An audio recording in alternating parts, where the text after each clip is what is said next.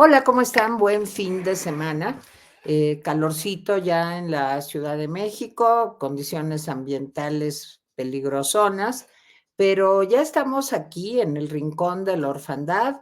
Ya están mis compañeros Nicolás Alvarado, Gabriela Guerrero, Jaime Guerrero, su servidora Tere Vale, pues para llevarles un tema pues que se ha llevado al cine, que es interesante, complicado y divertido.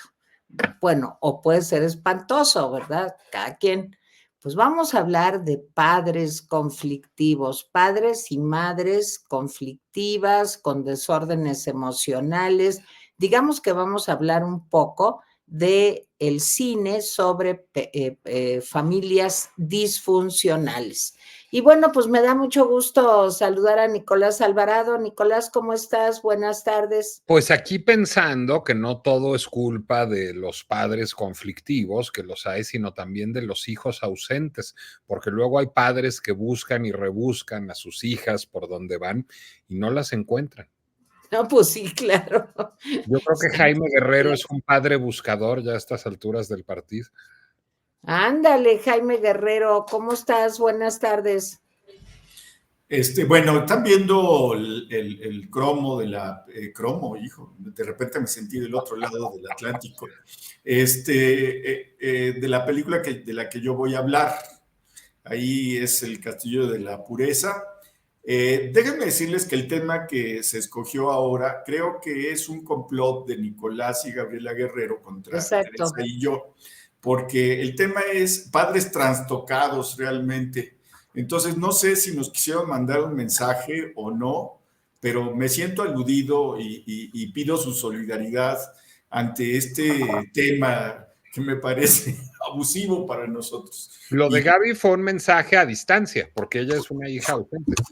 bueno, pero no importa, pero sí, el complot se dio desde antes. Bueno, yo estoy ya aquí, apareciendo, y Ok. bueno, pues así es el asunto.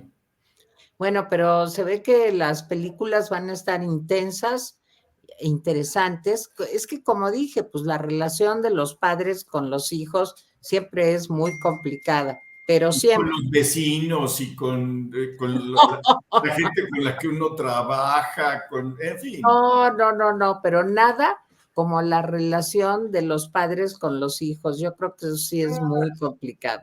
Pero bueno, en lo que llega Gaby Guerrero, que está hermoseando, pues as always, como siempre, se está hermoseando.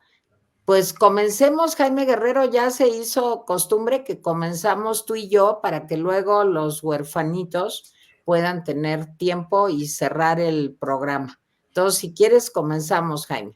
Pues empezamos entonces. Bueno, yo quiero decirles, me voy a remontar hasta los años 50, a un México provinciano y lleno de valores, de esos que le gustan a López Obrador, valores que por lo demás no se respetaban más que en apariencia en aquella época, y de sanas costumbres, las más de las veces opresivas, pero bueno, digamos que ese era en la imaginación popular y de López Obrador, el México de los 50. Bueno, pues se asomaba de vez en cuando los horrores de la prensa sensacionalista. Seguramente ustedes recuerdan el alarma, el alerta que nos daban las dosis de estremecimiento necesario para un país que despertaba la realidad de la vida en las urbes. De repente sacaban relatos como hacían tamales con la cabeza del marido o las ratas se comieron los deditos del bebé, alguna cosa así.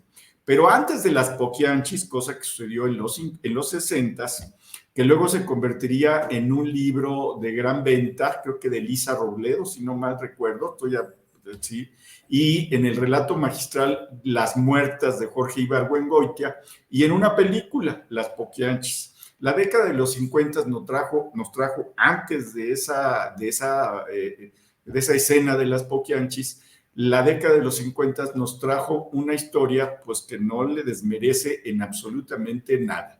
La historia del químico secuestrador, que era Rafael Pérez Hernández.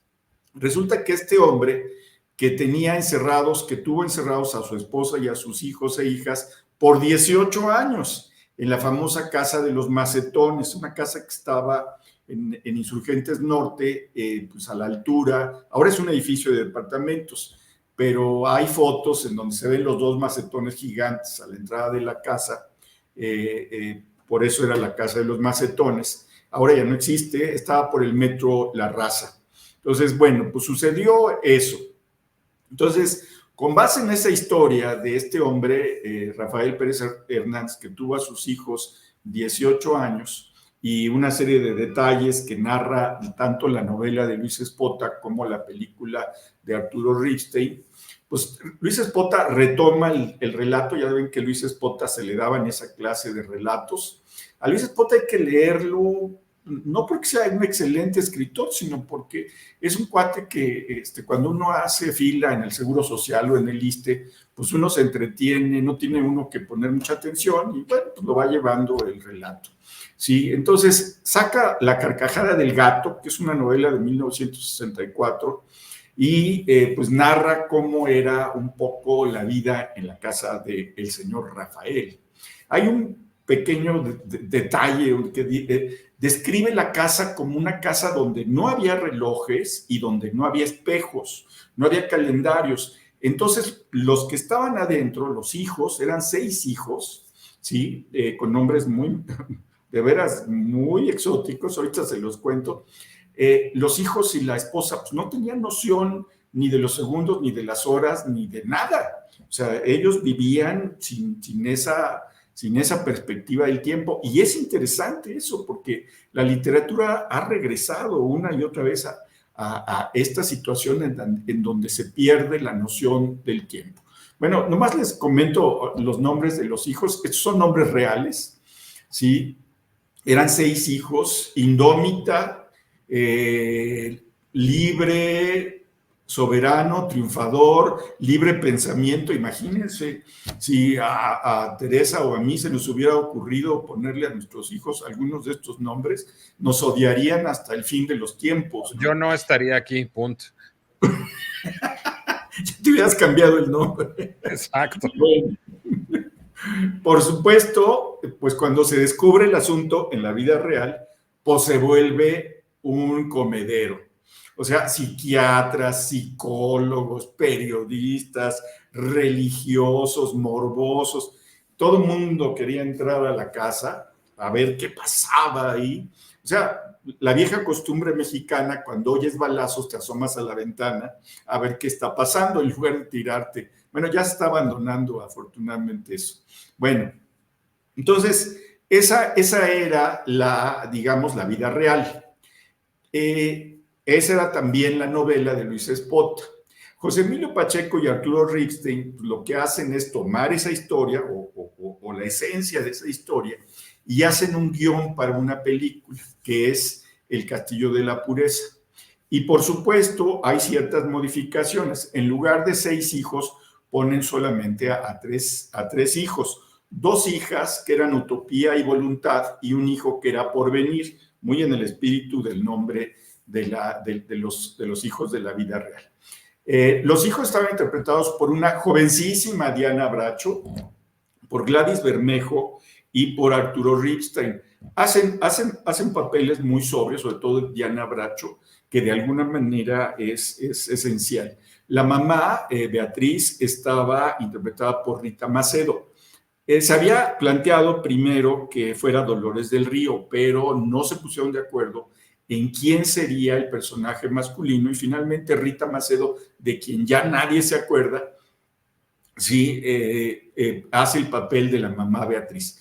Y en el papel de Gabriel, que se llama así en la película, está un Claudio Brooks impecable como casi siempre él era. Bueno, ¿de qué va la historia? Bueno, los hijos de la familia, o sea, nunca habían conocido el mundo externo porque el papá les había metido en la cabeza que afuera había un mundo de perversión y maldad que les haría daño. Y entonces los hijos vivían protegidos, digamos, pero también esclavizados, con castigos brutales. Los encerraba por cualquier razón, los golpeaba, a la mamá también la golpeaba, y se la pasaban trabajando de manera esclava, haciendo veneno para ratas. Hay unos parlamentos en la película maravillosos, ¿sí? En donde, por ejemplo, dice a lo mejor alguien está de acuerdo, yo no, donde dice Claudio Brooks en un momento, a través de la conducta de las ratas he aprendido a conocer a los hombres. Dice, qué maravilloso. Eso le dio inspiración seguramente a personajes que hablaban de las ratas de 2 patas, pero bueno, no entremos en muchos detalles. Entonces, el papá les enseñaba lo que quería enseñarles, pero cuando Gabriel se iba, la mamá les enseñaba a leer y escribir, porque no quería, fíjense, curiosamente, la mamá no quería que vivieran afuera, pero tampoco quería que fueran totalmente ignorantes. Digamos que eran como algunas formas de cristianismo norteamericano, en donde les enseñan a sus hijos en casa. Digo, no toda la gente que enseña en casa es así, pero mucha gente fanática sí es así. Entonces, la mamá les enseñaba a leer y a escribir, pero a escondidas del papá. Y el papá, pues, que era un estereotipo, un arquetipo, como ustedes quieran, del papá que en casa era ejemplar, pero afuera pues iba con mujeres de mala nota y comía como cerdito. Adentro de la casa, como sucede con mucha gente que dice que tiene una autoridad moral, ¿dónde he oído eso? Bueno, que dice que tiene una autoridad moral, pues la alimentación también era fundamental. Era a base de avena y frijoles. Esa era la base de la alimentación en la película de los hijos. Ya saben que otros dicen que los tamales de chipilín y las garnachas, entonces pues se aplica para muchas cuestiones. Bueno, a ver, en la película, la hija mayor, Diana Bracho, se supone que manda mensaje en una cesta de pan o en un pan para ver quién los libera, denunciando que estaban presos. Pero en la película no es ese el factor que hace que la policía lo siga, sino el hecho de que se fabricaba el veneno para ratas con estricnina. Y en aquel entonces la estricnina empezó a ser una sustancia controlada pues por la toxicidad que tiene en ese sentido. O sea, mata no solamente ratas y ratones, sino todo el que consume estricnina. Y la policía lo pesca él por el uso ilegal de la estricnina, porque no tenía licencia para usarla, sí, para hacer el veneno de ratas, y eso los lleva a la casa, y ahí los hijos creen que los vienen a liberar, aunque no era ese el objetivo, y la policía se da cuenta. Voy a usar una palabra que se utiliza siempre en estos lugares, que es un lugar como horrorizada la policía, se da cuenta de que están ahí presos estos 3 hijos y el papá, ¿sí?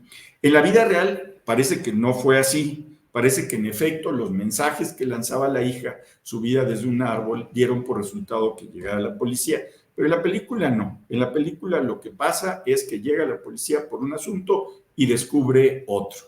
Y bueno, el papá toma como rehenes a la familia. Voy a contar la película porque les voy a decir una cosa.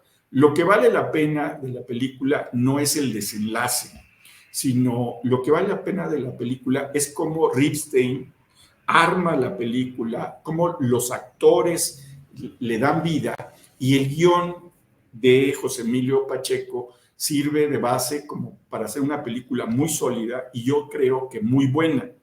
Mire, sí vale la pena ver El Castillo de la Pureza. Esta fue mi segunda vez que veo El Castillo de la Pureza y la verdad les voy a decir, yo la vi en los 70s y esta película no ha perdido un ápice.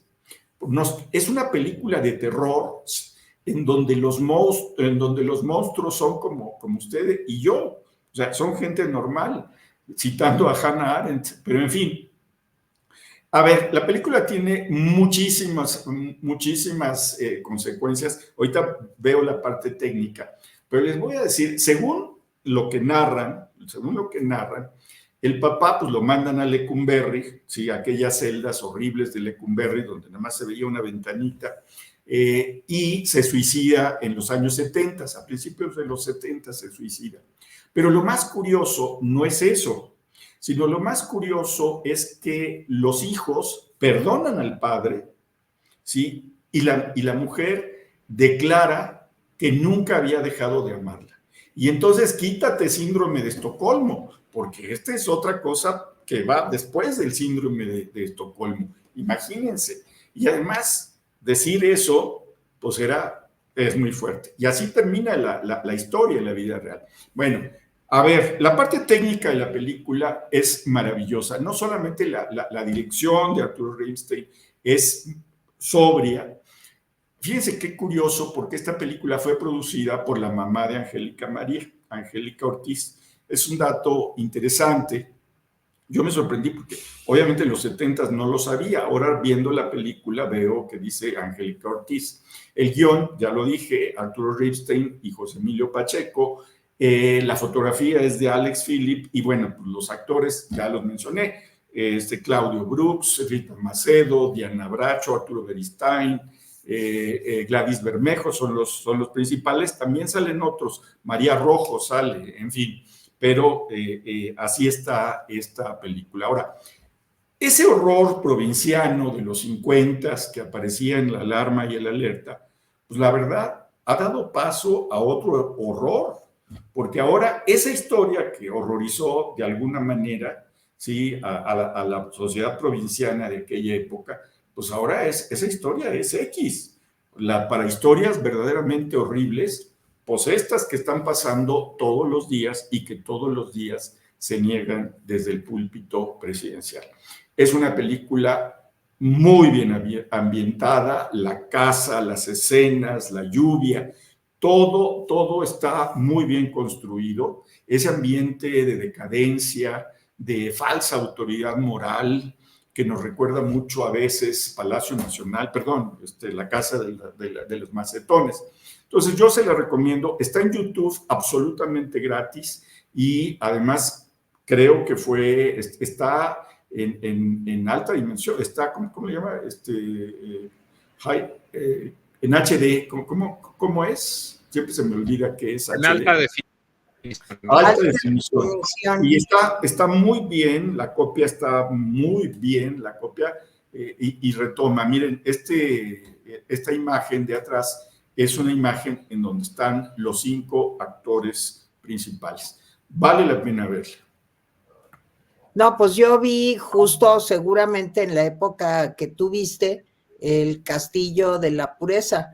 Y bueno, era en aquellos años 70, pues una película pues como muy avanzada, digamos, tocaba un tema como muy fuerte.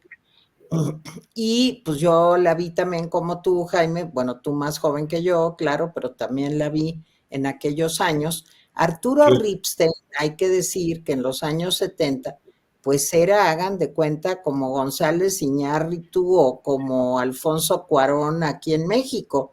O sea, no podía uno dejar de ver una película de Arturo Ripstein. Yo me acuerdo del Castillo de la Pureza, claro, pero me acuerdo también del Santo Oficio, que fue otra película. ¿Saben dónde vi las dos películas? En el cine latino.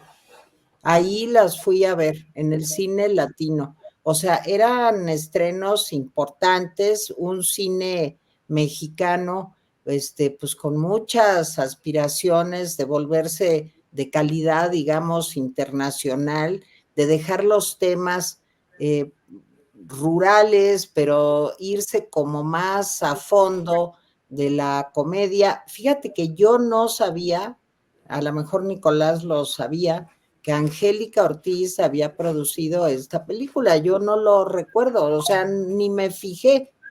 Yo la fui a ver porque en aquella época, pues, los jóvenes que estudiábamos y pues que estudiábamos psicología, pues ya se podrán imaginar, pues era como imposible renunciar a ver El Castillo de la Pureza. Claudio Bru creo que siempre fue una de las voces más bonitas de México, un señor, además, gran actor, un hombre pues, que tuvo una carrera importante en el cine mexicano. Si no recuerdo mal, también en aquellos años, Rita Macedo, nomás para que sepan ustedes, la mamá de Julisa, y la mamá de Luis de Llano Macedo, pues creo que en aquellos años, a lo mejor también Nicolás sabe el dato, estaba casada con Carlos Fuentes en la época en que hizo el Castillo de la No, Pureza, no, ya no estaba casada con Carlos Fuentes. A ver, ¿no? dejen ver. No, yo creo que ya no. Pues a lo O sea, mejor estaba casada con Luis de Llano Macedo. No, eso fue No sé. antes. sí, eso fue antes. Eso fue antes, pues digo, ve la edad que tienen Julisa y Luis, pero ahorita consigo lo de Fuentes. A mí sí A me ver. haría sentido por la edad de Cecilia Fuentes, de la hija de Rita Macedo De y Carlos Carlos Fuentes, Fuentes. que hubiera sido esa época, pero ahorita les digo en qué año. Ellos estuvieron casados, no, estuvo casada primero con Fuentes del 59 al 70, no, después con Fuentes del 59 al 73. Con Luis de Llano estuvo casada del 43 al 45, o sea, ya no estaba casada con ninguno de los dos. Sí, Bueno, ahí es interesante, nomás apunto un poco, porque Elena Garro habla chismea un poco en alguna de sus obras, no, en alguno de sus libros habla del matrimonio conflictivo de Carlos Fuentes y Rita Macedo. Bueno, porque el de Elena Garro y Octavio Paz era tan sereno, ¿verdad? No, claro, ahí claramente ella lo refiere como que la generación de Carlos Fuentes y la generación de Octavio Paz eran como, pues, les fallaban los fusibles, cosa que después se supo que en efecto así ocurría. bueno, pues yo de veras lo que puedo decir, Diana Bracho está preciosa, bueno, es una gran actriz también. Yo la acabo de ver en una plática que me invitaron a dar y ahí estaba en primera fila Diana Bracho, una mujer encantadora y de una solidez como actriz, pues impresionante. O sea que yo creo que el elenco es muy, muy bueno. No me acuerdo tanto de Arturo Beristain. Uy, Creo que después siguió trabajando, pero fíjense que no me acuerdo bien de Arturo Beristain. Pero bueno, es muy, muy altamente recomendable. Y si ustedes son sociólogos o psicólogos, además de cinéfilos, yo creo que les va a interesar mucho. curiosos, enfermizos, vean esa película. Sí, a ver, pues Nico, Gaby, A ver, Gaby, ¿tú la viste? Nico. yo tengo muchas cosas que decir al respecto. Lo primero que tengo que decir es que por supuesto que no, la gente loca no es como tú y como yo, porque Claudio Brook no es como tú y como yo. Claudio Brook es una de las personas más elegantes que han aparecido jamás frente a una cámara. O sea, nunca nadie fue, o sea, quizás solo Fred Astaire haya sido tan elegante como Claudio Brook. Decía Luis Buñuel que Claudio Brook era el emblema del problema de los actores mexicanos, porque lo que decía es, cuando le proponen al reparto del Ángel Exterminador, lo que dice Luis Buñuel es, a ninguno de estos le creo que sea un aristócrata, todos se ven unos desarrapados, y el único que verdaderamente es un aristócrata, que es Claudio Brook, me lo ponen de mayordomo. Eso es lo que decía Luis Buñuel de Claudio Brook, que era un hombre verdaderamente elegantísimo y un extraordinario actor, además de un extraordinario locutor durante muchos años. Por supuesto que me acuerdo de Arturo Beristain. Arturo Beristain es uno de los grandes actores de la historia del cine y del teatro nacionales. Arturo era muy joven en aquella época. Arturo debe estar rozando los 70 años en este momento. Yo creo que más, ¿no? 70 y poquitos. Arturo es el ex marido de Julieta de Gurrola y Julieta y Arturo son papás de Natalia Beristain, de una de las grandes directoras del cine contemporáneo. Arturo es actor, es uno de los actores eméritos de la Compañía Nacional de Teatro, igual que Julieta, por cierto, ahí colaboran hasta la fecha. Y además yo he tenido el privilegio de compartir el escenario con Arturo muchas veces, porque Arturo fue muy cercano a Alejandro Aura y Arturo fue un animador muy entusiasta del club de lectura Las Auroras y Alejandro y Pablo Boullosa muchas veces me invitaron a compartir el escenario con Arturo Beristain, que es un tipo absolutamente encantador.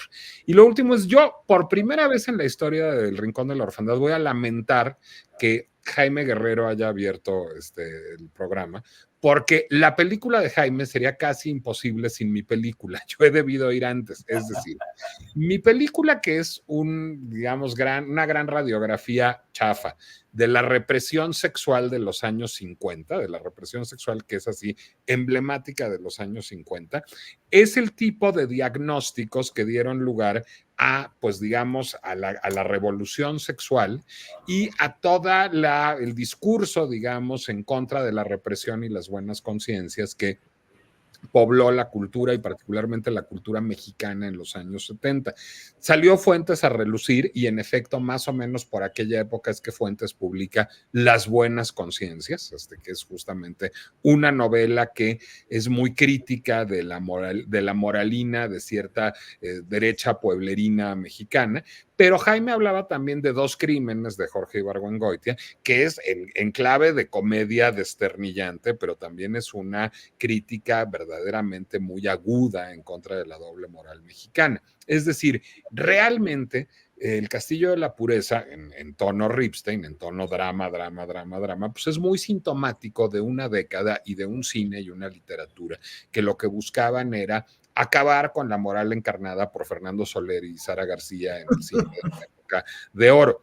Y yo creo que de manera muy solvente. Creo que ayer platicaba yo con un joven cineasta, con un joven estudiante de cine, y le decía, pues es en gran medida la década olvidada para las generaciones más jóvenes. Yo ni siquiera estoy seguro de que Gaby haya visto esas películas, ahora nos lo dirá. Porque en efecto como que el cine mexicano de los 70 y los 80 quedó tristemente en el olvido. Y finalmente para decir que Arturo Ripstein, con todo y lo contracultural, indie y transgresor que era, pues venía de la aristocracia cinematográfica mexicana, es decir, el padre de Arturo Ripstein, Alfredo Ripstein, fue un gran productor de cine que colaboró mucho con Angélica Ortiz, es decir, Angélica Ortiz y Alfredo Ripstein fueron de los grandes productores de cine. Y también, digamos, hoy pensamos en las películas de Angélica Ortiz con su hija Angélica María o con Mauricio Garcés como películas fresas, y lo eran, pero no se nos olvide que Angélica Ortiz también fue quien junto con Carlos Velo, que era su pareja, le dio la gran oportunidad de escribir y luego de dirigir cine a José Agustín. Es decir, sí, incluso, digamos, el establishment cinematográfico encarnado en las Angélicas o en los Ripstein coqueteaba con la contracultura. Pues eran los 70, era imposible resistirse a eso.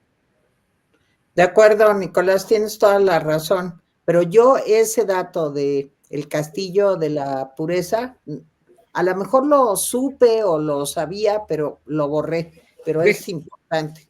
Déjenme dar unos datos, además, simplemente para que se vea cómo eran mucho más porosos las fronteras en aquella época. Es más o menos la época en la que Juan José Gurrola llama a Angélica María para ser Charlotte Corday en el Marat Saf, con Héctor Bonilla, que era un actor de teatro que después saltó a las telenovelas y al cine comercial.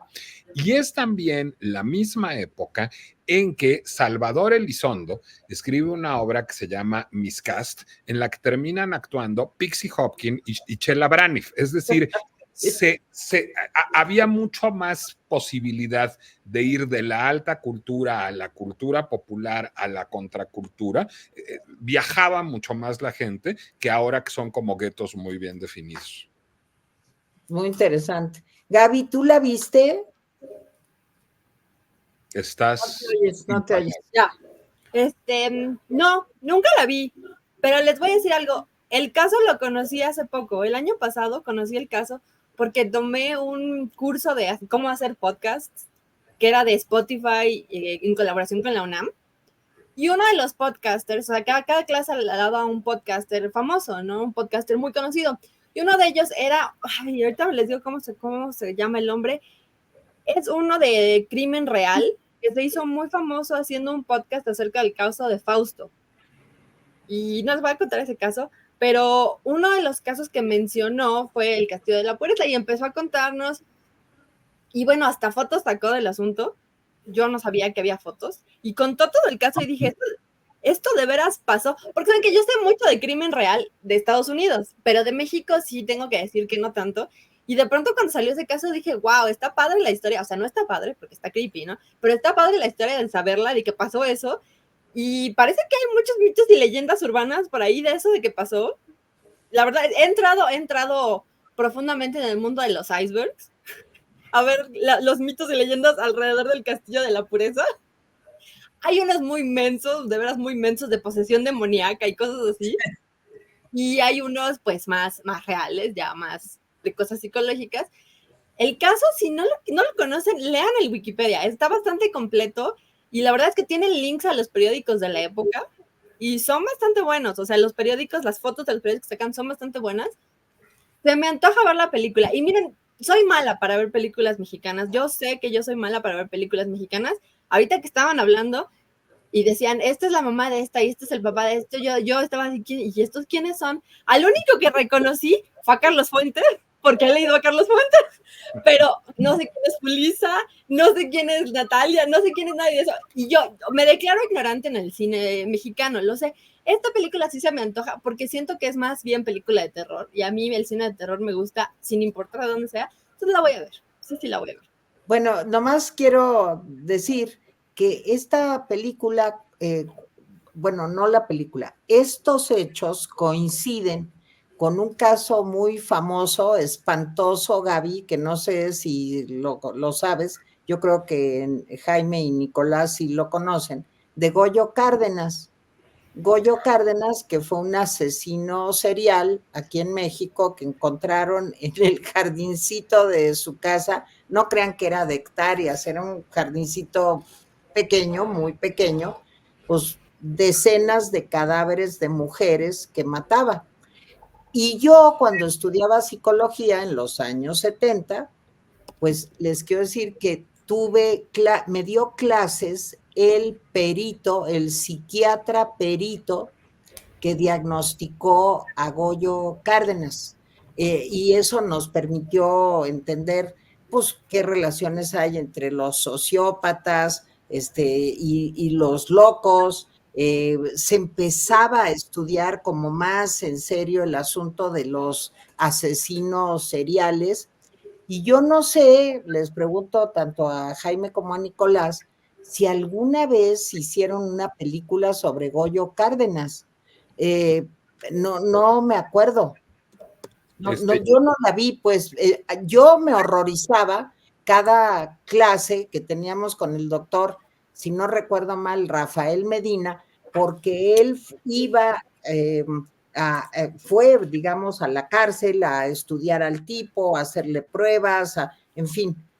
Yo no sé si hicieron una película sobre Goyo Cárdenas, que fue otro escándalo de la época. Estoy viendo que sí, yo no la he visto. Es una película. Sí. Ah, pues entonces cuenta porque yo no la he visto.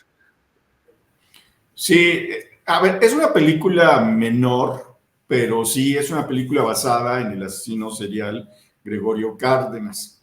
El personaje, si no mal recuerdo, ¿cómo se llamaba? No me acuerdo. Pero el personaje era un tipo como de lentes, de sombrero, un tipo como muy correcto, etcétera. Entonces, es una, sí, porque además Goyo Cárdenas, acuérdense que tenía pues la apariencia de ser un chico tímido. Y no eran decenas, Teresa, digo, sí, era un asesino serial, pero no eran decenas de cadáveres. Bueno, eran más de ni cabía decenas, no me acuerdo, creo que fueron 7, alguna cosa así, que es horrible, pero de todas maneras sí se hizo una película y hasta donde recuerdo, pues no es nada vieja, es como de este siglo, 20, 21 debe ser. Es de 2017, se llama Los Crímenes del Mar del Norte y es de un cineasta y guionista importante, de José Boyle. La voy a buscar. De José Boyle, así es. Y déjenme decirles, es una película, ¿dónde la vi? Creo que la vi en algún lugar clandestino de estos como... No, ¿sabes dónde debe estar? Debe estar en Tubi, porque saben que Tubi es un sitio que tiene muchas películas mexicanas, como indie, como desconocidas. Yo ahí vi la película del Caníbal de la Guerrero, la 1 y la 2, Ay, bueno. porque hay hasta secuela, pero ¿sabes qué? Me gusta que lo menciones eso de que apenas empezaba a estudiar eso de los asesinos seriales, porque creo que estamos muy acostumbrados a ver a películas de asesinos y de esos casos como familiares desde los ojos de los gringos, ¿no? O sea, siempre está como, esto pasa en Nueva York, esto pasa en Connecticut, y realmente, bueno, he leído bastantes estudios que dicen que al menos los asesinos seriales aquí en México funcionan de una forma distinta y se comportan de una forma distinta, y en otros países, ¿no?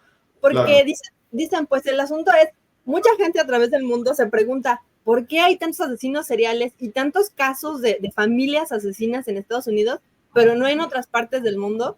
Y la verdad es que probablemente es porque los gringos tienen mejores registros que nosotros. O sea, no es porque no pasen, es porque tienen mejores registros. Claro. Pero que además es más difícil medir la violencia de ese tipo. Y justo lo vi hace poco cuando salió un caso de una chava aquí en la Ciudad de México que mató a su familia y que se quedó en el departamento con la familia muerta semanas hasta que alguien llamó por el olor y llegó la policía. Resulta que la chava estaba en un quiebre esquizofrénico y nadie se había dado cuenta. Y todo el mundo dijo, oye, pero esas cosas son de los gringos. Es que ven muchas series de gringos. Es que eso nada más nos lo contagian los gringos. Que es, por lo demás, un pensamiento muy de la 4T. Pero, o sea, obviamente salieron muchos psicólogos, psiquiatras a decir, aquí también pasa, solamente que pues no les damos ninguna publicidad. O sea, no lo enseñamos, no lo ponemos. Y la verdad es que este hombre que hace este podcast y esa película El caníbal de la Guerrero, al menos te lo pintan así. Así me imagino que va a ser más bien El castillo de la pobreza, pero a lo mejor con más presupuesto y mejores actuaciones. Pues con más presupuesto no, O sea, es un presupuesto, la verdad, pues baratón, porque es una casa, todo pasa en una casa, y la verdad es que ahí es puro guión, dirección y actores, no hay grandes despliegues de dinero. Yo tengo una duda existencial, ¿y esa casa todavía existe? No, ya no existe. La casa de los Macetones, que viene una fotografía en la época, hay varias fotografías, y para ambientarlo en la película, pues no pudieron conseguir una casa con 2 macetones enormes en el techo. Entonces lo que hacen es poner unos macetones de esos de pie que tenían mosaiquitos. No sé si lo recuerda Teresa, que eran muy característicos de los 60s, ¿sí? Que los ponías y ponías la planta ahí. Bonitos, eran bonitos, totalmente anticuados, pero eran bonitos. Entonces ponen muchos en la casa de la película. A ver, Nico, ¿qué querías decir? Dato duro, que Los crímenes del Mar del Norte de José Boyle sobre Goyo Cárdenas está en YouTube, así monda y lirondamente en YouTube, y que hay varias recomendaciones, Gaby, si te interesa el true crime a la mexicana. Una muy vieja, muy clásica, pero muy buena es Los motivos de luz, de Felipe Casals, sobre Elvira Luz Cruz, esta mujer. Pero no es tan vieja, Nicolás. Pues desde los 80s. Sí, pues sí, pero no. Sí. A nosotros, para Jaime, para mí no es tan vieja, pero. Protesto. Bueno, o cuando menos es vieja. Bueno, Elvira Luz Cruz era como Medea la mexicana, Gaby. Esa mató a sus propios hijos. ¡Wow! Y de manera más reciente, es que, pues digo, sí es vieja Los motivos de luz en comparación con lo que voy a recomendar ahora. Hay sendas series nuevas sobre asesinas seriales mexicanas de directoras mexicanas. Hay en Netflix una serie documental sobre la Mataviejitas de Laura Waldenberg y hay en HBO una serie documental sobre la narcosatánica de Jimena Urrutia. Y las dos series están bien. Conoce, Gabriel. Y estos 2 casos sí los conozco. El documental de la Mataviejitas de Netflix lo vi y, bueno, es un documental muy extraño. O sea, yo lo veía y decía, no sé quién lo diseñó, pero el diseño está, no sé si lo amo o lo odio. Era una cosa muy extraña, como medio caricaturesca, pero también muy seria. Véanlo porque yo creo que en el momento en el que pasó eso, la gente dijo, oye, es que ve qué buena es la policía de México que atrapó a la Mataviejitas. Y la verdad es que fue puro accidente, o sea, fue como 100% accidental. Y el de la narcosatánica, bueno, mi papá sabe que ese es un caso que a mí me obsesionó como durante un año porque lo leí y dije, ¿qué son esos de los narcosatánicos? Y me tuvieron que sentar y explicarme, ok, eso no pasó así, ok. ¿Tuviste una película? Porque, Nico, yo no sé si tú conozcas una película que se llama Borderlands, con S al final. No. Sale, creo que Marta y Gareda y Sam Gamgee del Señor de los Anillos. Y es aquí, pasa en Tijuana, creo, y está hablando del caso de la narcosatánica, obviamente del lado de los americanos que vienen a Estados Unidos y que a uno le sacaron el corazón. Ahí me van a poner aquí sonido, no me van a dejar monetizar, pero... Y bueno, le sacan el corazón y lo estás viendo al lado de los americanos que están corriendo de los narcos, que los están persiguiendo a través de todo el norte de México.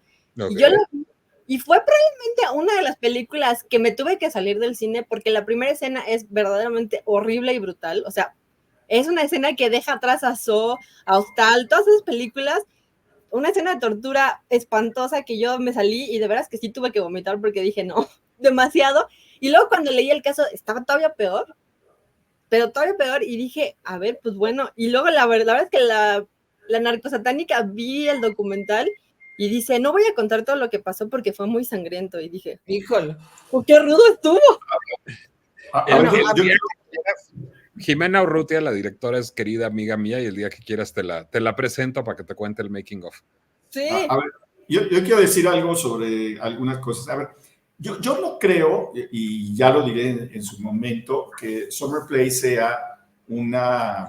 Ya me spoileaste, yo no había dicho qué película iba a recomendar. No estoy diciendo, yo no creo que sea... Creo que son dinámicas distintas. Ahorita comento la película de Nico, pero en el caso de México, esto, desde el principio de la película, sabes que no hay salida, que cualquier cosa que pase va a ser horrible. O sea, lo sabes desde el principio.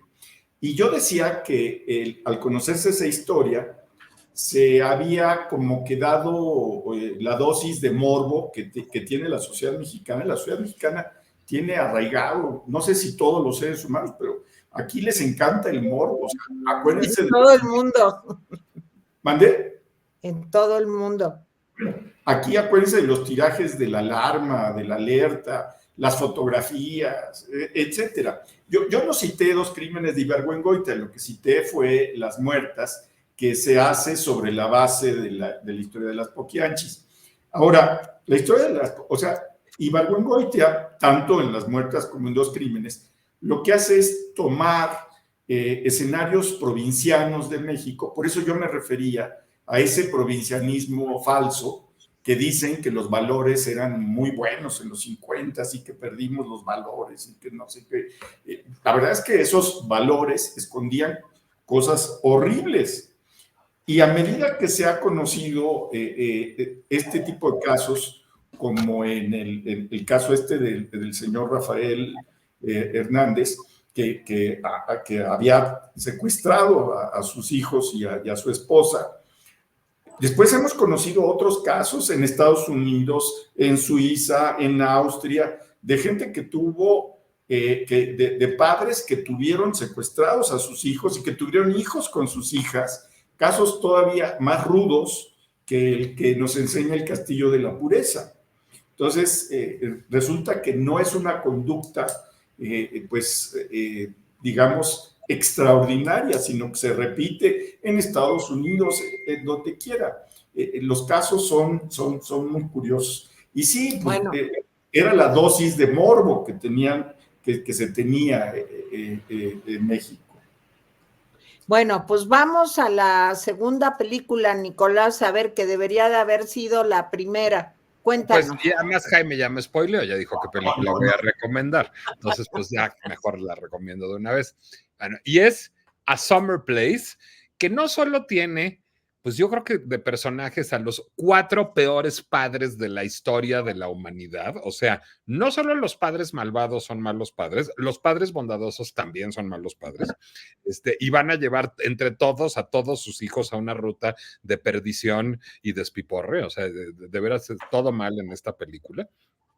Pero además de todo esto, pues es una película muy emblemática de una cierta moral sexual de los años 50 y es una de las películas más obsesionadas con el sexo que se hayan filmado jamás sin tener una sola escena de sexo, porque pues 1951 o 9 no se hacían esas cosas. Bueno, A Summer Place está basada en una novela, dicen que respetable, yo no la he leído, pero es de un escritor respetado. Este escritor es Sloan Wilson. Sloan Wilson escribió una de las grandes novelas estadounidenses de la posguerra, que es El hombre del traje de franela gris, que es una gran crítica, digamos, de la cultura empresarial, corporativa de los Estados Unidos de los años 50, de los años de la inmediata posguerra, que luego fue llevada al cine, una película muy solvente que a mí me gusta mucho con Gregory Peck, y es una película con hondura a partir de una novela hiperrespetada. Otra novela de este escritor es A Summer Place. A Summer Place, sin embargo, no es una novela que esté en el canon literario y está en el canon cinematográfico como La Chacota. O sea, es de esas películas tan malas que son buenas y son absolutamente disfrutables, y que sí es, digamos, como un retrato muy eficaz de las transformaciones que empezaba a sufrir la moral sexual a finales de los años 50. Además, pues digo, como las relaciones entre padres e hijos son tan complicadas, yo hoy no escogí una película para molestar a Gaby, sino una película para molestar a mi mamá, y lo voy a lograr porque tiene a dos de los actores que menos soporta Tere Vale en el mundo, que son Sandra Dee y Troy Donahue, que tengo entendido que te parecen lo más cursi del universo, si no me equivoco. Estás muteada, entonces, o demudada, cualquiera de las dos cosas. Lo más cursi del universo. Bueno, pues Así es. Sandra Dee estaba recién convertida en una estrella por otra película sobre malas madres, pero esa película sobre malas madres ya la recomendé, que es Imitation of Life, con Lana Turner, por eso no, y Juanita Moore, por eso no la estoy recomendando ahora. Y directamente de ahí pasa a Summer Place y digamos, la ponen junto a un nuevo galán, al que hace una estrella a Summer Place, que es Troy Donahue.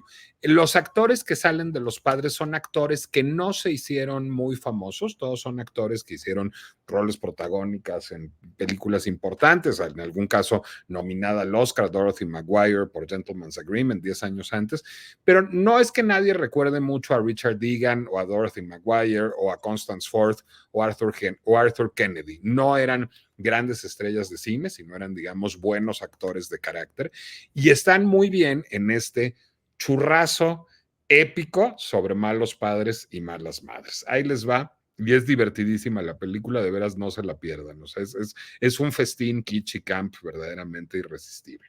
Bueno, pues hay una pareja, que es la pareja integrada por Dorothy Maguire y Arthur Kennedy, que tienen un hotel de playa, en estas playas, digamos, como de Nueva Inglaterra, en estas playas frías muy bonitas, que se ve que fue muy lujoso, un pequeño hotel, un inn, una posada, que se ve que fue muy lujosa, que tuvo años de gran esplendor, pero que está venida menos, que está toda madreada.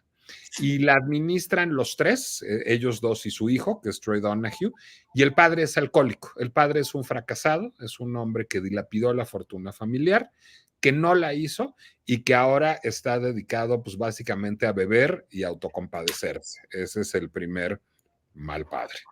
Ella, que se supone que es una madre abnegada y heroica, pues en realidad es ese otro tipo de mala madre típico de los años 50, pero que subsiste hasta nuestros días, que es la madre que se queda con el marido alcohólico, inútil y bueno para nada, por los hijos. Y entonces, en ese estar juntos por los hijos, pues le da una vida absolutamente miserable al hijo, que es Troy Donahue, en su sacrificio, pero además al pobre marido, a los 5 minutos de la película, ya le está, aquí está Tere Valer haciendo la orden de sus alimentos sagrados. No, perdón, disculpen, creía que estaba cerrado, perdón. A manera de ilustración de lo que está sucediendo, pero bueno, mientras tanto, qué bueno que Tere Vale solo beba Gatorade, porque este padre se bebe, pero hasta el alcohol del baño, francamente. Bueno, por otra parte, tenemos a este matrimonio. Y de pronto llega una carta que le mandan al padre, de un viejo salvavidas que estuvo empleado en ese hotel, en la propiedad,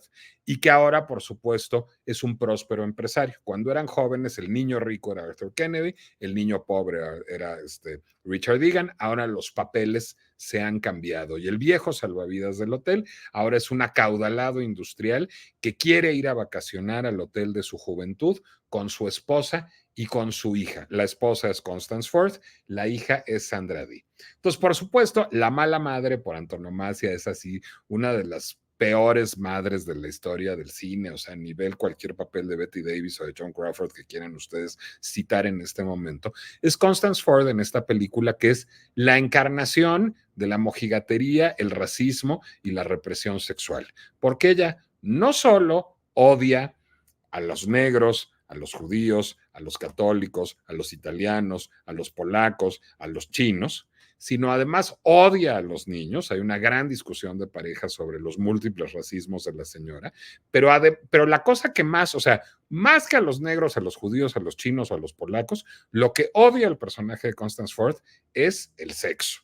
Entonces, ella siempre busca desexualizar cualquier cosa que pase por ahí. A la hija la obliga a ponerse unos brasieres que le aplasten los senos para que se vea totalmente plana, la tiene completamente llena de fajas para que no se le vean las curvas en ningún momento. Si tiene un novio le parece mal, si se da un beso le parece mal, si va a un hotel, no a un cuarto de hotel, sino al lugar público de un hotel a hacer algo, le parece que es una perdida. Es decir, ella se dedica a satanizar el sexo todo el día. Ahora, voy a decir algo, comprendo a la pobre mujer, porque aunque la película no pretende decir eso, el tipo se ve que solo piensa todo el día en coger y solo piensa en sexo todo el día, porque se la pasa echando sermones de el sexo es tan bueno, el sexo es la vida, el sexo es tan puro, y entonces va Sandra Dee, que es la hija, y le dice, mi mamá me dice que me faje los senos y las caderas,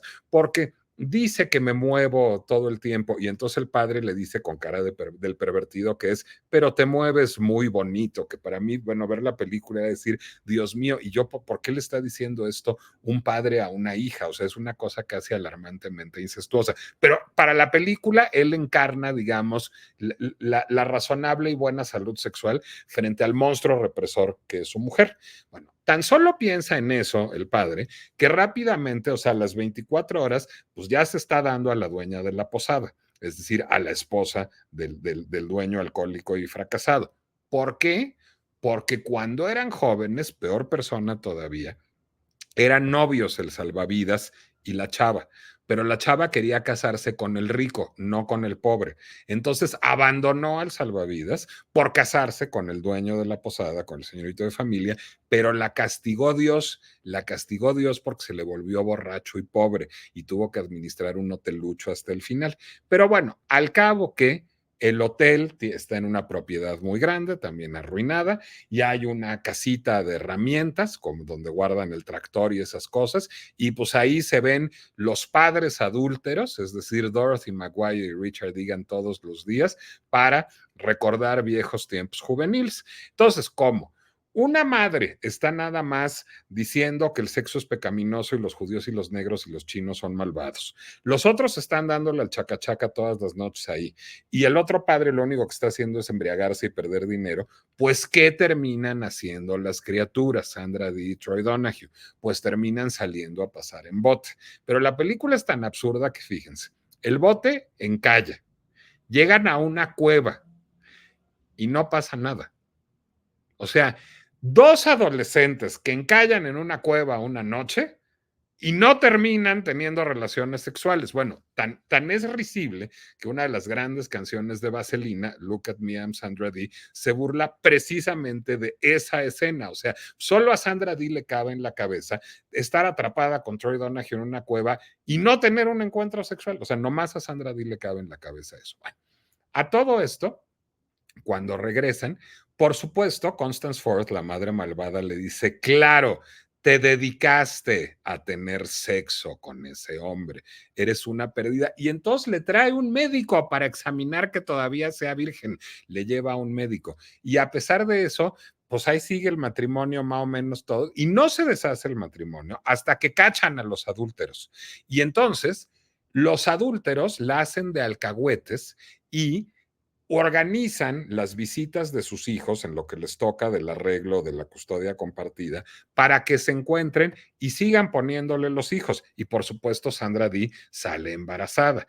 Y por supuesto, la película va a validar que Sandra Dee y Troy Donahue, que tenían como 18 años en ese momento, tengan una criatura y sean a su vez tan malos padres como sus padres. Bueno, esta maravilla de inmoralidad que tiene algunas y de repudio a la planificación parental, que tiene además algunas de las escenas más risibles de la historia del cine, como cuando Constance Ford le da un cachetadón a Sandra Dee, por perdida, por supuesto, y entonces Sandra Dee se cae sobre el árbol de Navidad mismo, y entonces termina con el árbol de Navidad encima de ella misma, tirada en el suelo, y le dice con lágrimas en los ojos, Merry Christmas, Mother.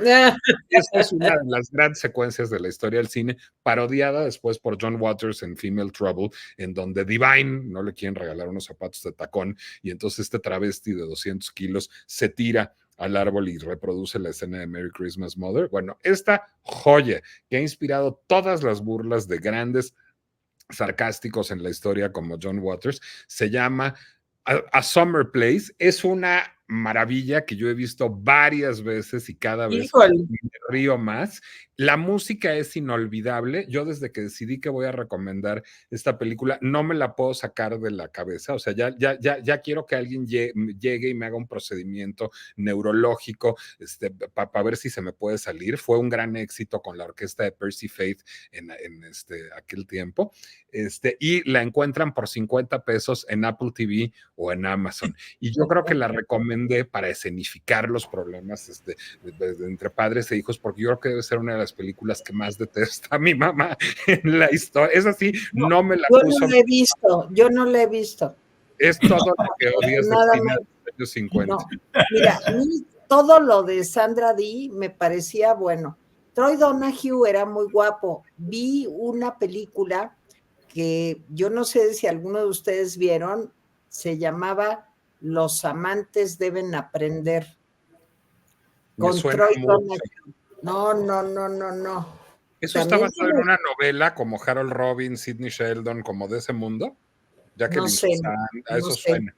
Es una película infame, pero bueno, no, creo que supera la tuya, esta de Los amantes deben aprender.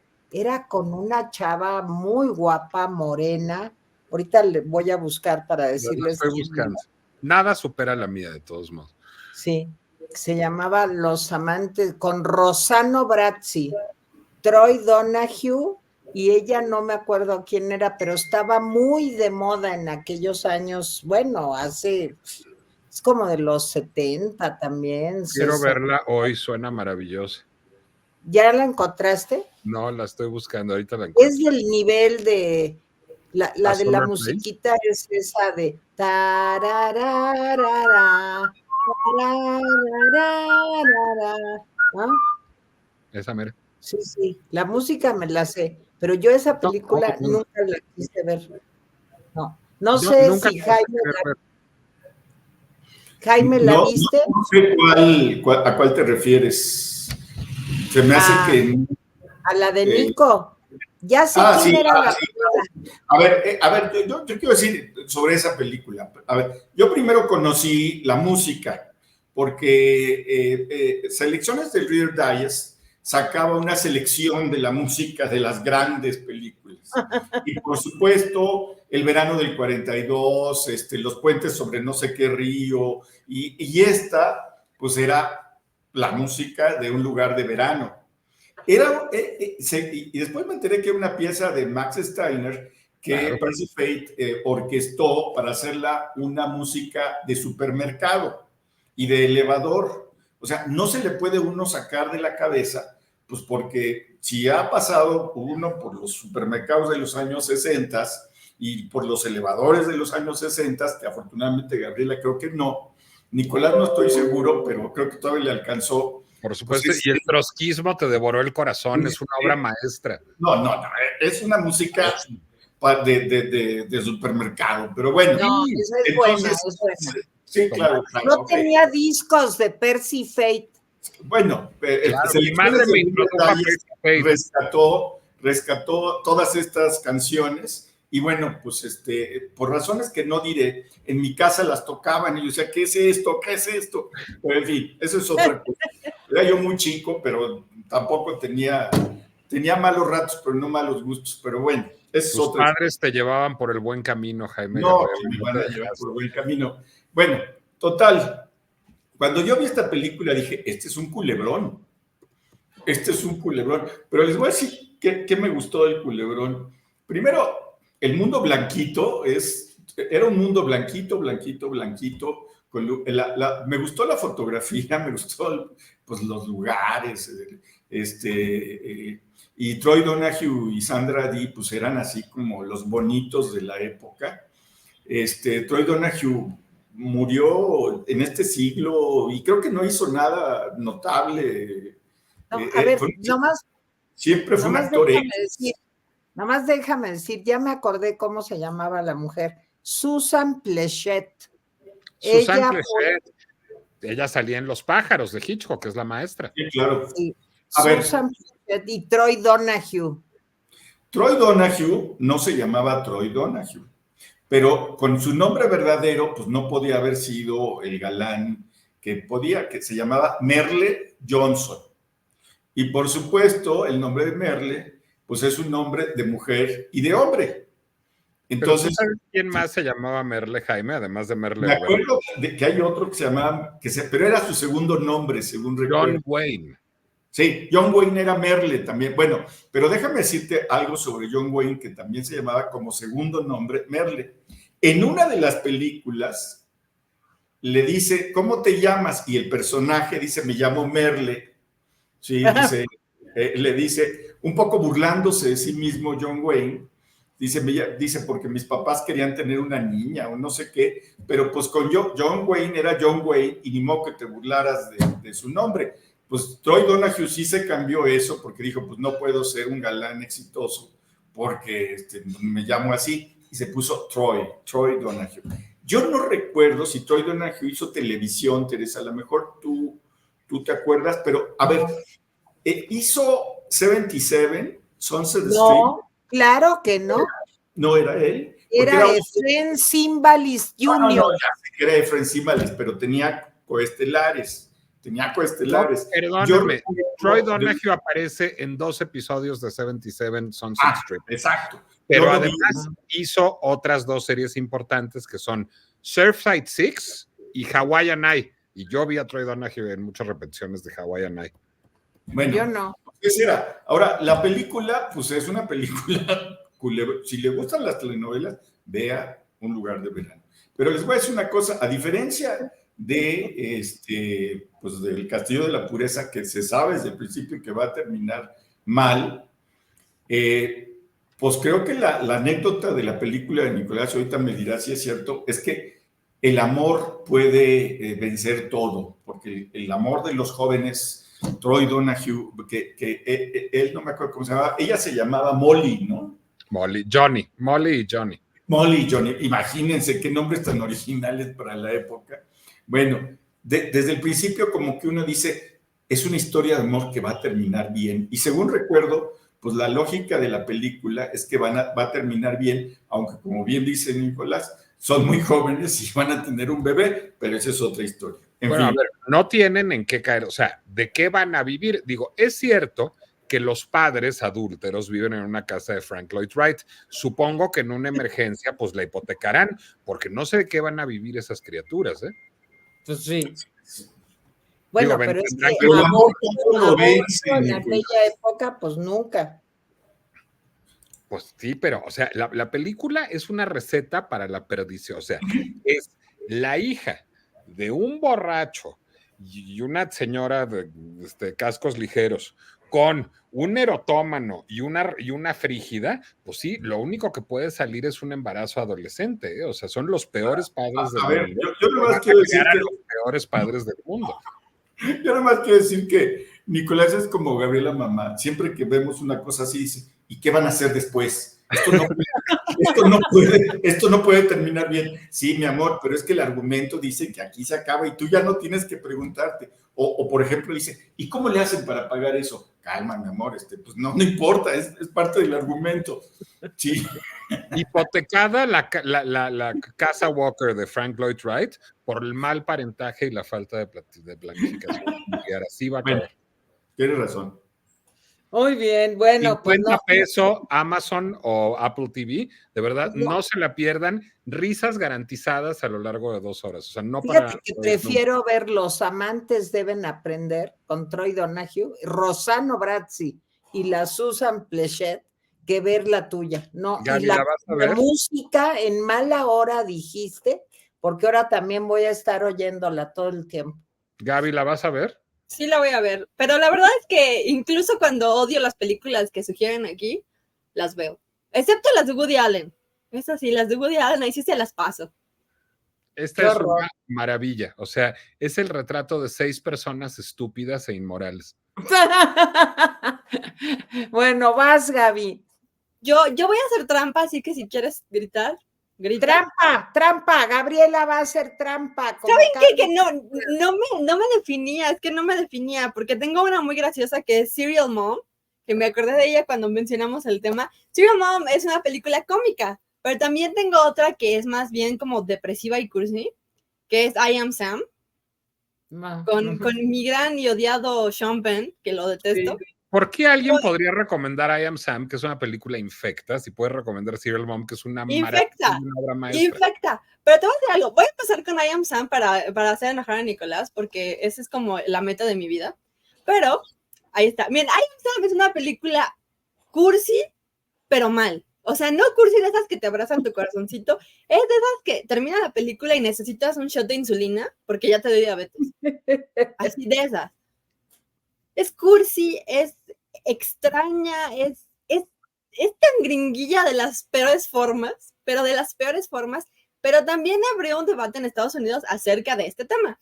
Y el tema es, obviamente, Sam, que es Sean Penn, es un padre con una discapacidad intelectual. Creo que nunca se dice exactamente qué tiene, solamente se sabe que tiene un coeficiente intelectual muy bajo. Es limítrofe. Y pues se acuesta con una mujer. Con una mujer, la mujer queda embarazada y pues la mujer se va y deja a Sam con la bebé. La bebé son las hermanas Fanning. La versión chiquita es Elle Fanning y la versión más grande es Dakota Fanning. Están muy, muy chiquitas las dos. Obviamente el asunto aquí es que pues en algún momento Sam es rebasado por su hija, ¿no? Es rebasado por las capacidades intelectuales de su hija.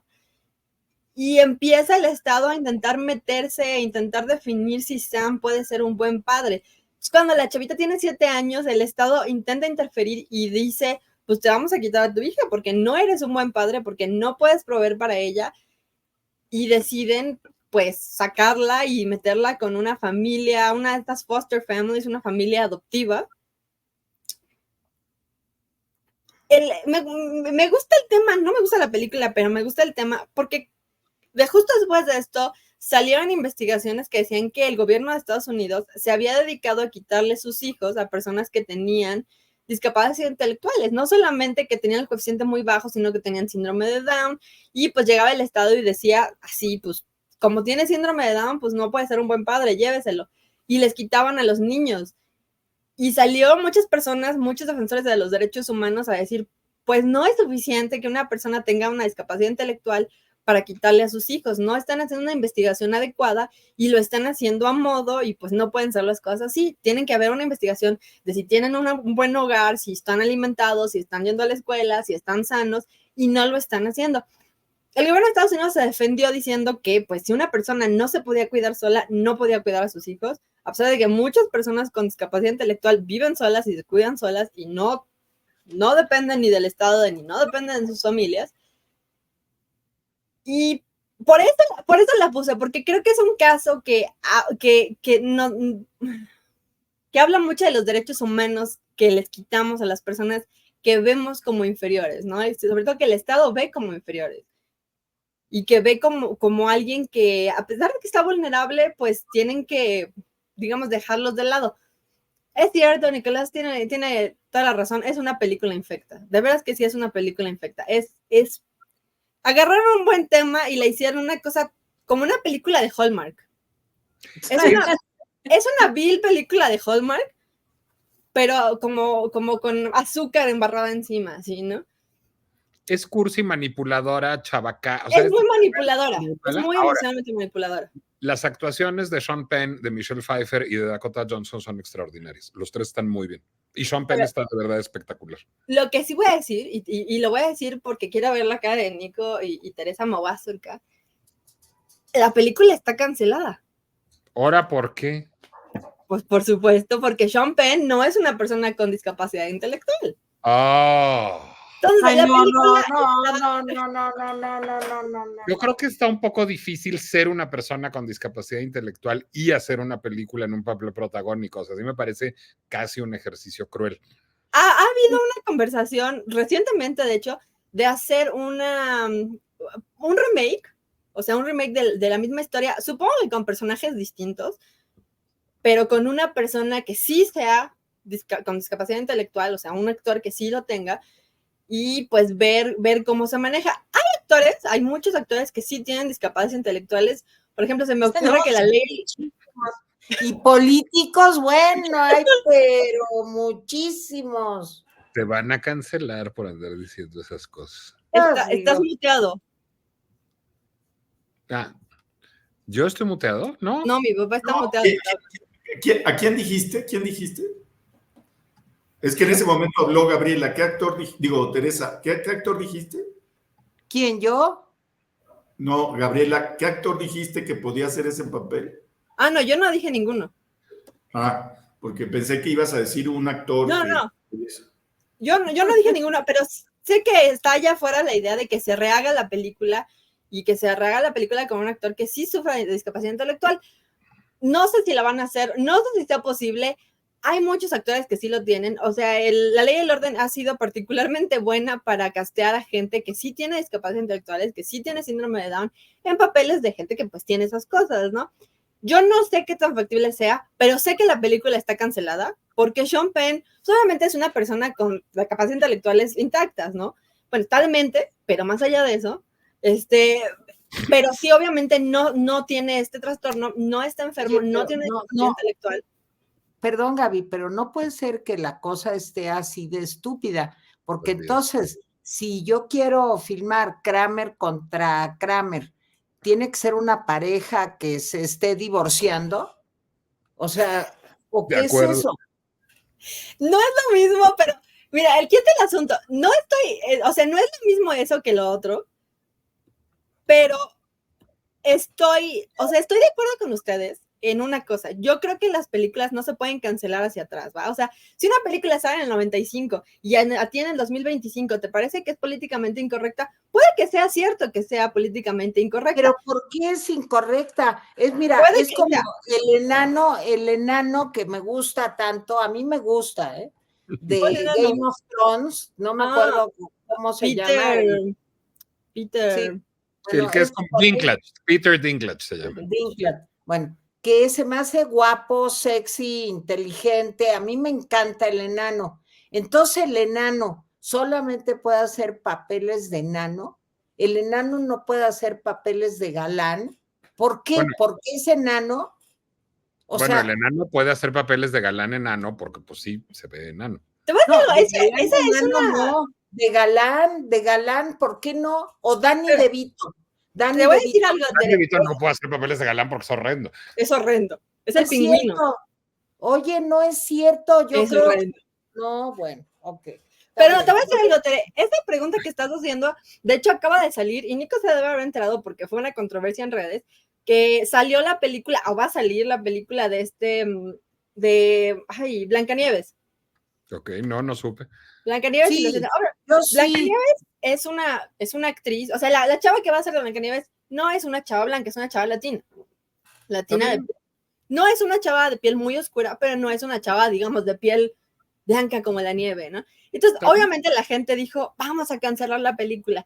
Y luego salió que los 7 enanos, que si se acuerdan de la película animada, los 7 enanos eran enanos, pues que los 7 enanos ya no iban a ser personas pequeñas, sino que iban a ser pues una especie de grupo de seres mágicos como misceláneos, pero que no necesariamente tenían que ser enanos. Y salió el sindicato de actores enanos de Hollywood, que es algo que existe aparentemente, y salieron a decir, oigan, pues no nos contratan para los papeles de persona normal y ahora no nos contratan para los papeles de enano.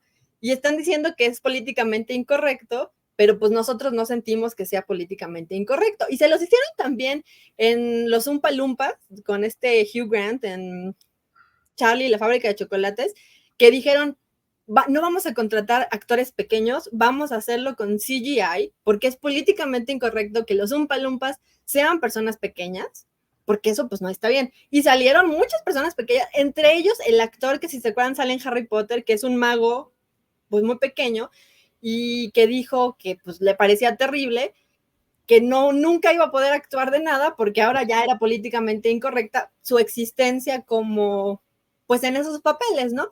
Ahora es una pregunta interesante, porque creo que hay mucha de señalización de virtud. O sea, yo quiero ver que, o sea, quiero enseñar que yo soy bueno y que esto es políticamente incorrecto. En este caso me parece una cosa difícil, o sea, me parece una cosa difícil, porque ciertamente afuera ahí hay padres que tienen discapacidades intelectuales y que crían hijos. Eso sí es algo que sucede. Ahora, ¿me parece bien que cancelen la película? No me parece bien, porque la película salió hace, no sé, como 10 años, 15 años, no sé hace cuánto tiempo salió. Como 15. Como 15 años, ajá. Entonces, me parece una cosa muy ridícula que salga la película hace 15 años y uno diga en 2024, oigan, pero es políticamente incorrecta, hay que quitarla de todos los streamings, porque la idea es que estas cosas son políticamente incorrectas y por eso hay que removerlas. Y de hecho, bajita la mano, yo creo que Nico y Tere no se han dado cuenta porque no son ellos audiencia de sitcoms, pero van varias sitcoms, como 6 o 7 sitcoms, que yo me he dado cuenta que porque alguien dice, este capítulo es políticamente incorrecto, lo sacan de la rotación del streaming. Okay. Entre ellos está Community, entre ellos está Golden Girls, entre ellos está un episodio que aparentemente van a quitar de Friends, no sé cuál sea, pero aparentemente lo van a quitar dentro de poco. Entonces, eso me parece ridículo. Me gustaría que hubiera una versión de I Am Sam que no me diera diabetes. Eso es lo que me gustaría. Que fuera una cosa más realista, que fuera una cosa más, pues más dura, digamos, más cercana a la realidad, y que no fuera tan Hallmark y Lifetime tuvieron un hijo y tuvieron esta película. O sea, porque de verdad es espantosa. Me gustaría eso. No me gusta que la película esté cancelada. Ya he dicho yo que no me gusta cancelar hacia atrás, pero sí me parece que es importante que haya actores distintos. O sea, que no haya necesariamente que Sean Penn sea toda la gente del mundo, que Brad Pitt sea toda la gente del mundo, que Chris Evans sea toda la gente del mundo. O sea, sí creo que tiene que haber más diversidad entre los actores de Hollywood. Y creo que Hollywood es malo para eso.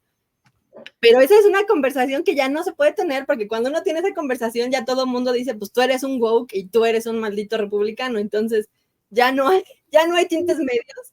Entonces, a mí me gustaría que la vieran, básicamente porque creo que la van a quitar. Yo creo que la van a sacar de la rotación de los streamings, porque están diciendo que pues sí, le ha quitado un papel valioso a una persona con discapacidad intelectual. Dios mío. Y creo que Sean Penn es un buen actor, más allá de que me caiga mal, yo creo que es un buen actor. Y creo que Dakota y Elle Fanning son buenas actrices. Bueno, entonces, me da mucho coraje, Gaby. O sea, a mí me da mucho coraje. O sea, la película, pues yo la vi, es una película, pues una película X. Me gusta porque cantan Blackbird de los Beatles en el soundtrack, y por eso me compré el soundtrack, porque esa versión de Blackbird a mí me gusta mucho y es una de las canciones que más me gustan de los Beatles. Pero lo que estás diciendo, pues ya es el fin de los tiempos. O sea, ya estamos al borde de la sexta extinción. O sea, de acuerdo. Ya, de veras, o sea, no, de veras no entiendo. Yo creo que ustedes estarían más enojados si fueran audiencia de sitcoms, porque yo estoy bastante enojada porque me han quitado capítulos de cosas. Y pues la verdad es que me parece bastante mal. La verdad es que en algunos de los casos bastante ridículo, un episodio de las Golden Girls donde una de ellas sale con una mascarilla facial de carbón y el cabello como en rulos o en tubos o una cosa así, lo quitaron por ser blackface. Ay, Dios. No puede ser. O sea, cosas como esa me parece que ya llegaban al extremo, ¿no? Pero también me parece que pues necesitamos más actores que estén ahí, más actores más diversos, más distintos.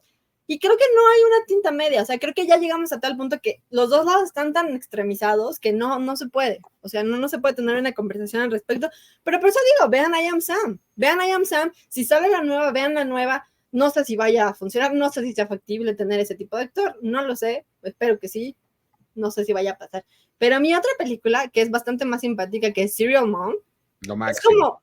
es como mi heroína, ¿saben? Yo creo que es la heroína de todos.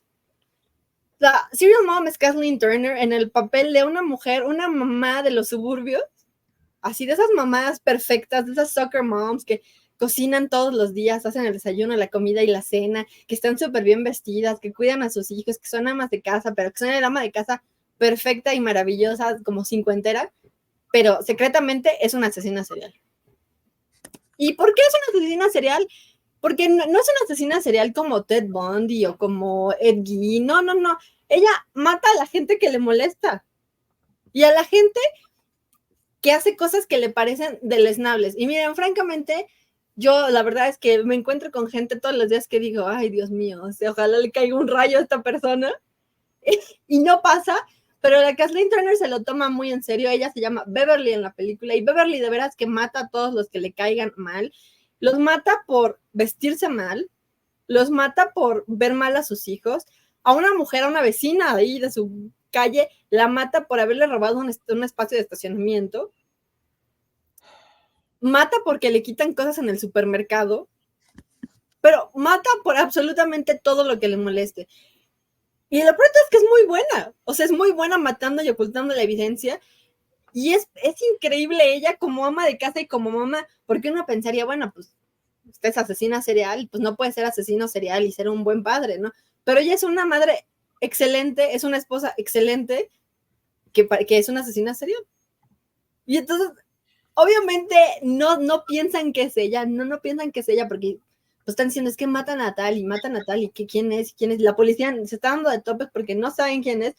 Finalmente, cuando se convencen de que a lo mejor puede ser una mujer y que a lo mejor puede ser Beverly, pues tienen que empezar a armar un caso contra ella, ¿no? Y la van persiguiendo por todos lados y la ven que es maravillosa y amable y súper linda con todos y dicen, no, pues ¿cómo una mujer así va a ser una asesina serial? Creo que no. Y cuando finalmente se da cuenta de que sí es ella y sí es ella la que está asesinando gente, dice, pues está bien, arréstenme, llévenme a juicio. Se la llevan a juicio y la mujer decide defenderse ella sola, porque pues, en Estados Unidos eso es algo que puedes hacer, defenderte tú solo en la corte, y todos los testigos que salen y dicen, es que Beverly sí es la asesina, y es que Beverly me hizo esto, y es que Beverly dijo aquello, todos los testigos que son los vecinos, los amigos, los familiares, los ponen, y Beverly va y les dice, tú dices que me viste asesinando a alguien, sí, y no es cierto también que te estás acostumbrado a tirar la basura en la calle y a gritarle a los niños y que mojas tu césped cuando te dicen que hay sequía y que haces todas esas cosas malas, sí. Entonces no sabes decir la verdad. Entonces, ¿por qué te deberíamos creer que yo soy la asesina? Y entonces a todos los testigos va y los batea y los quita hasta que finalmente le absuelven de todos los cargos. En parte la absuelve de los cargos, yo creo que porque todo el mundo tiene el deseo de hacer eso, así en nuestro corazón tenemos el deseo de asesinar a toda la gente que nos molesta y pues no podemos. Y la absuelven y entonces ella está por ahí feliz y obviamente lo que pasa es que dicen, oye, este caso está maravilloso, tenemos que hacer una película al respecto y sale Suzanne Somers como la versión de Kathleen Turner que dice, yo voy a ser tú en la película. Y entonces va la Suzanne Somers atrás de Kathleen Turner, así viendo cómo se viste y cómo se mueve, y se para atrás y se viste igual y se pone los zapatos. Y dice, ay, sí, yo voy a ser tú. Y la Kathleen Turner nada más la ve así como, ay, esta babosa que se quite de aquí, no la quiero, vete de aquí. Bueno, la película es simpatiquísima, es súper graciosa. Kathleen Turner está increíble como la ama de casa. Suzanne Somers está increíble como la actriz medio mensa que no sabe qué está pasando. Y la verdad es que todo el mundo es muy molesto. O sea, todo el mundo que está en su vida, uno dice, qué bueno que lo mata. Siempre, yo creo que es una de las pocas películas que uno está del lado del asesino serial y no de las víctimas. Porque la vez que las víctimas son tan molestas y tan babosas, y uno dice, qué bueno que está acá la Kathleen Turner ahí. De verdad es que no se lo pueden perder. Es una comedia pues debe ser como de principios de los 90, yo creo que debe ser como del 93, una cosa porque así. todavía se ve guapa Kathleen Turner. Uy. Sí, se ve guapa. Todavía se ve guapa, híjole, y luego ya se volvió algo terrible. Se ve Sí. guapa, sí. Oye, tu papá ya renunció, Gaby. Jaime ¿Ya Guerrero renunció? huyó, yo creo que no le gustó lo que estás diciendo, y entonces ya apareció otro. No es eso. Lo que pasa es que estoy preparando el programa del Rapidín, porque alguien tiene que prepararlo, pero estoy oyendo absolutamente todo. Entonces, Ok, no ok. me levanten infundios, por favor. Ok. Oigan, pues miren, yo creo que yo, como hice un poco de trampa, porque No, pero a ver, ¿no vamos a comentar la película de Gaby? sí, claro, por eso, pero quiero advertir que como mi película es un poco de trampa, yo propongo que para la semana entrante, para que entre mi película, hagamos un programa de madrastras. ¿Cómo ven? ¿Malvadas o de cualquier tipo? Como quieran. Como ¿Sí? quieras. Me parece bien. ¿Madrastras les parece bien? Madrastras. Entonces, ¿ahora no recomiendas? No, para que no estemos tan apretados y comentemos lo que dice Gaby. A ver, Ok. si quieres, Nico, empieza. Bueno, yo Porque creo que también, hay una gran omisión que hizo Gaby, que la película es una maravilla, pero lo que no dijo es quién dirige la película, que es John Waters, que es uno de los grandes irreverentes de la historia del cine. John Waters es un cineasta que empieza a trabajar en los años 70 con películas como aquella de la que hablé hace rato, que es Female Trouble, y que hace de Divine. Divine era un travesti de 200 kilos por ahí, que se atrevía a hacer lo que quisieran su actriz fetiche en los años 70 y principios de los 80, y que escandaliza muchísimo con películas como Pink Flamingos, como Polyester, como Female Trouble, que eran películas que sí no todo mundo puede ver, que tenían actos literalmente escatológicos, que tenían escenas de sexo muy perturbadoras y un sentido del humor verdaderamente podrido. Y conforme fue madurando John Waters y conforme fue accediendo a los presupuestos de los estudios, fue haciendo películas mucho más fáciles de ver, igual muy críticas de la sociedad estadounidense, muy socarronas, muy divertidas, muy extravagantes, pero ya con una lógica marginalmente más mainstream. Hairspray es una de esas películas, luego adaptada a una versión musical.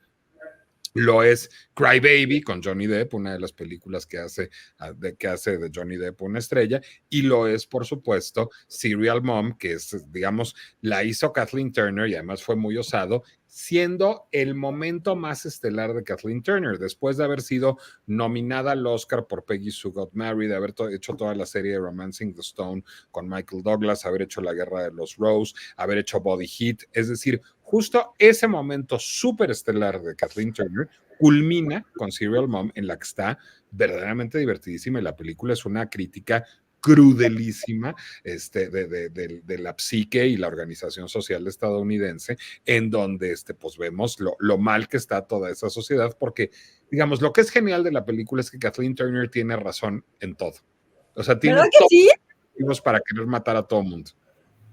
Tienes razón en todo, es que tienes razón en todo. Pero les voy a decir algo, van a decir, Gaby, ¿cuál es la conexión entre Hannah Arendt y Serial Mom? ¿Cuál es la conexión? ¿Saben qué? La moralidad del mal. Les voy a decir una cosa, Criminal Minds y series como La Ley y el Orden y todas esas series babosas de asesinos seriales, que yo me las he hecho y Teresa Vales se las echa y yo lo sé, nos han hecho pensar que los asesinos seriales son una especie como de monstruos oscuros, terribles, que salen del closet y te matan, ¿no? Y la verdad es que la mayoría de los asesinos seriales tienen una vida completamente normal, más allá de su asesinez. Y entonces, y yo creo que sí, mi mamá es buena para eso, porque ella es una buena, digo, más allá que mata gente, es una buena ciudadana que sigue la ley, es una buena madre, es una buena esposa, es una buena vecina. O sea, sí, mata gente, pero está completamente divorciada de eso. Es como que hay dos personas distintas, pero es muy buena para eso. La verdad es que es muy, muy buena para eso. Es como la trivialidad del mal de Hannah Arendt. Entonces, a mí me gusta mucho. Me gusta ver, la película es fantástica y no es muy larga, lo cual agradezco mucho porque ahora las películas son demasiado largas. Pero está muy bien. Y fíjate que deberías de escribir un artículo que fuera la relación entre Serial Moms y Hannah Arendt y la banalidad del mal. Sería genial. Te quiero decir que sería genial. Me encanta. Lo Se me hace una intentaré. gran idea. De Lo veras que sí, intentaré. lo deberías de hacer. Es buenísimo, buenísimo. Pues sí, está buenísima, está buenísima. Lean a Hannah Arendt y vean Serial Mom. Tienen que ver Serial Mom. O sea, Jaime, ¿tú qué A ver, opinas? yo vi las dos películas, Yo soy Sam, que es una película, digo, más allá de que la saquen del streaming o cualquier otra cosa, pues es una película que, como muchas otras, cultiva la sensiblería del mundo, no solamente norteamericana, sino la parte sensiblera de buena parte de las sociedades. Entonces, la ves y dices, pero mira, pobrecito, los derechos, etcétera, pero ahí te quedas, no hay nada más ahí. Y hay otras que son similares. Recuerdo esta, creo que con Susan Sarandon, también y con Sean Penn, que él es un preso y que se va adentrando, etcétera. La otra que es la de Kathleen Turner, es una película, a mí me gustó mucho cuando vi esa película, pero pues yo no me acuerdo que haya sido un éxito. No, es decir, y no fue. es una lástima porque es una película muy buena. Yo no sé si el tono de comedia, de burla, porque es una burla a las convenciones sociales, o sea, y a todos, todo este aparato, como dice Gabriela, que nos dice que los malvados y los asesinos se les nota porque tienen un chipote en la cabeza o son jorobados y cojos, como el personaje de Shakespeare. Pues no, o sea, la verdad es que no. Y Catherine Thorne está muy bien en la película, luce excelente. Yo creo que es una buena recomendación. La otra de Yo Soy Sam, no la vean. No, pero vean ¿y dónde está esa maravilla? yo la verdad es que voy a decir la vi en Popcorn, pero se puede rentar a través de Amazon. Se puede rentar a través de Amazon, vean. A ver, Gaby, pero Yo Soy Sam, ¿todavía se puede rentar o está cancelada ya forever? O sea, ya no la puedes ver. Yo Soy Sam se puede ver. Está en Apple y en Amazon por $50. Sí, se puede ver. La pregunta, la conversación que hay es si pues es tan políticamente incorrecta, debería sacarse de streaming. Y como ya empezaron a sacar cosas de streaming por ser políticamente incorrectas, pues yo me imagino que en algún momento le tocará. Bueno, qué cosa tan espantosa. Una de las primeras cosas que sacaron, por cierto, de esto, fue un capítulo de Viaje a las Estrellas, la original, porque resulta que unos extraterrestres malvados eran negros. Entonces, y esto fue en la década de los 60s. O sea, estamos hablando de ese momento, y entonces esa parte la quitaron. Y luego le volvió a ocurrir algo parecido a la nueva generación de Star Trek, porque también unos extraterrestres malvados eran asiáticos. Entonces, pues dijeron, no, pues no podemos decir estas cosas, y sacaron los dos capítulos, uno de la serie original de los 60s y otro de la serie de la nueva generación de los 80s. Entonces, este asunto de sacar... O sea, ¿y si son blancos ya está bien? Sí, el mensaje es muy claro. O sea, no puedes decir que una raza, dar ese mensaje racial. Pero cuando digo de la cancelación, no es nueva la cancelación. La cancelación, por distintos motivos, en Hollywood se practicó pues desde por sexo, desde actrices que se habían divorciado. Ahí está la Bergman. O sea, la cancelación es una vieja costumbre que se ha vuelto un ejercicio cotidiano. No digo que esté bien, digo que es una vieja costumbre, yo no sé, creo que en general de muchas de las sociedades, no solamente norteamericanas. Bueno, pues miren, ahí tienen muchas recomendaciones. Yo voy a empezar la semana entrante hablando de películas de madrastras, porque iba a hablar de La Cenicienta, pero era trampa, para que Gaby gritara trampa. pero también puedo hablar de La Bella Durmiente y también puedo hablar de Blancanieves y todas son de madrastras, madrastras malas, malas, malas. Entonces, no dejen de ver la semana entrante El Rincón de la Orfandad. Nicolás, ¿a dónde te podemos leer, ver, escuchar? Leer El Heraldo los miércoles, ver Latinos los viernes, escuchar La Pinche Complejidad en Spotify, que es una producción del Heraldo, los viernes. Muy bien, y acuérdense que yo subo todo lo que hacemos todos en mis redes sociales, en Twitter, bueno, en X, ahí está todo lo que hace Nico, ahí lo pueden ver también. Gaby Guerrero, ¿nos das tu correo para que hagas tus trampas también, que te digan cosas? Mi correo es gaby.guerrero.rapidin@gmail.com, ahí va corriendo abajo. Mándame sugerencias, no para la próxima semana, porque vamos a hacer madrastros la próxima semana, pero para la siguiente y la siguiente.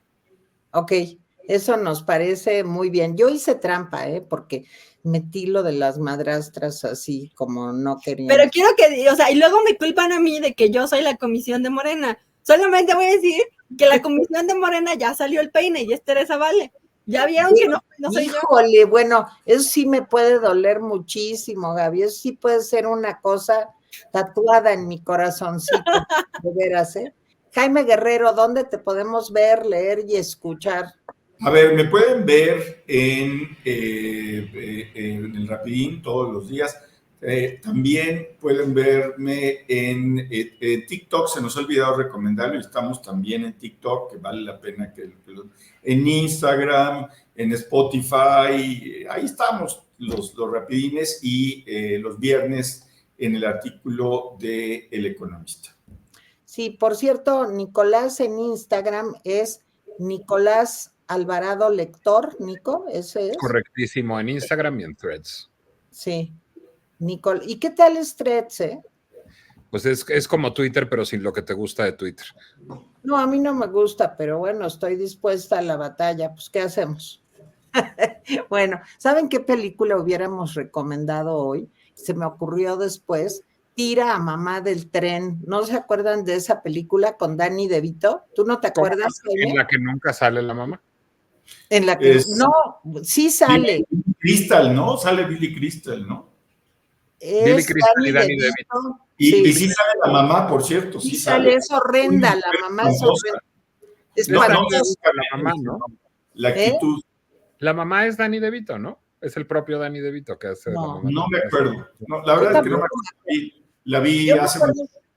Yo también la vi hace mucho y me acuerdo que me reí muchísimo cuando la vi, me gustó, pero bueno, es para otra ocasión. Jaime Guerrero ya dijo dónde y ahora les voy a decir. No has dicho dónde, Jaime, en El Economista ya dijiste. Sí, Teresa, ya dije. Ok, y a mí me pueden ver en El Rapidín, me pueden ver en Atypical TV y me pueden leer en el periódico El Heraldo de México los viernes. Bueno, pues ya nos vamos. Gaby Guerrero, Nicolás Alvarado, los huerfanitos, Jaime Guerrero, Tere Vale, los metiches, les damos las gracias. Acuérdense de poner el pulgar para arriba, a pulgarcito, darle like, recomendarnos. Miren, estamos como creciendo, ahí vamos. Entonces ayúdenos a que podamos crecer más y si nos pueden donar, donen, también donen. Y se los agradecemos mucho y que tengan un gran fin de semana. Bye, hasta luego.